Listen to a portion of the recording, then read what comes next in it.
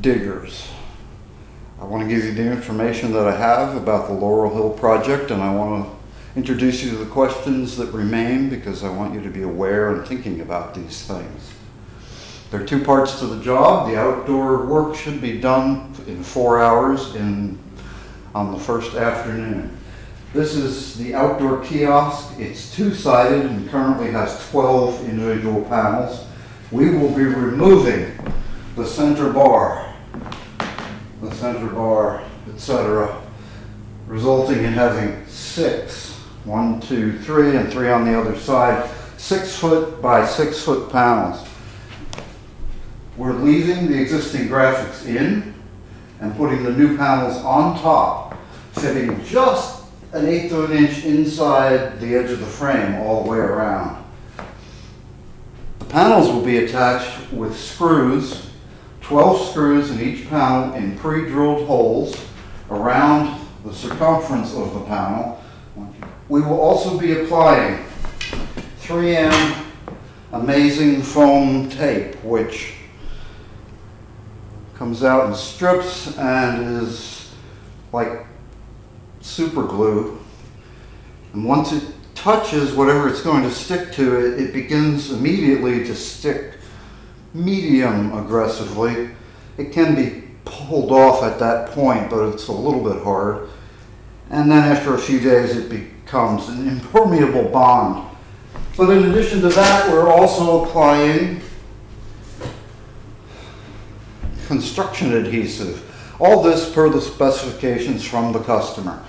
To me, it's probably a little bit of overkill, but the way I see this proceeding is when we show up, we'll remove the bars, and I'm going to take a trip up there to see if in fact what appear to be 3 little screws are in fact what's holding those bars on. I've been told that one was removed already to make sure it could be done, so hopefully we don't have to somehow sideways cut that piece out of there, but that's what I'm going to check on.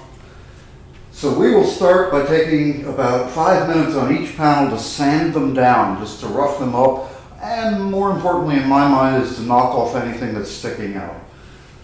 Then we will measure and mark and take a chalk snapper like for drywall and create some vertical lines and lay in on these panels about 4 strips of this tape per 6-foot by 6-foot, and then about in between those about 3 squirts of the construction adhesive, and then we're going to take the panels and put them up there. Well, that's pretty important that we put them right in exactly where they need to go.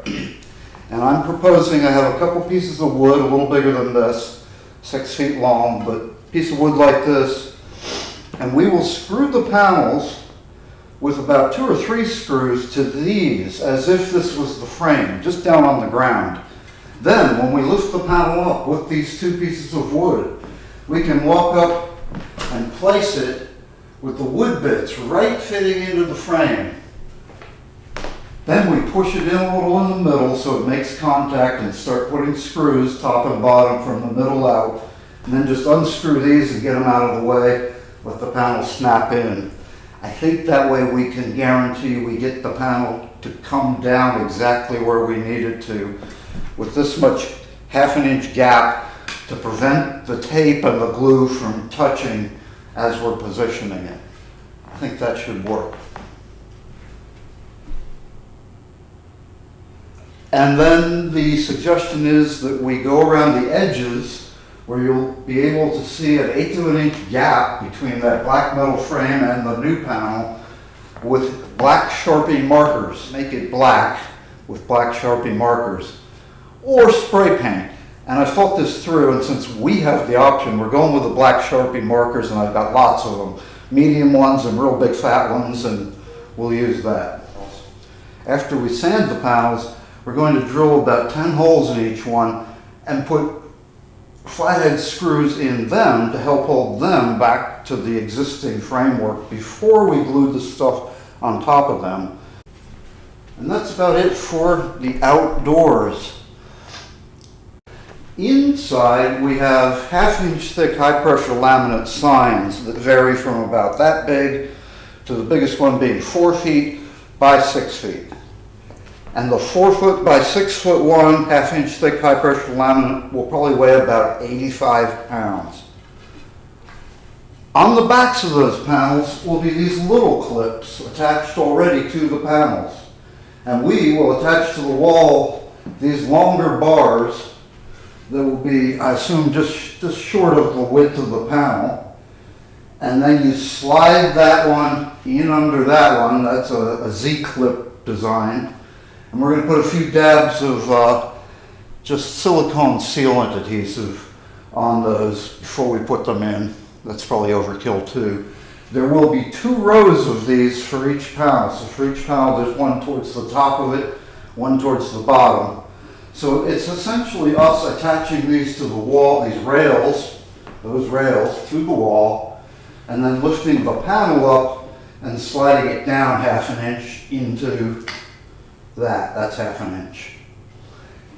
The walls are 3/4 inch tongue and groove siding.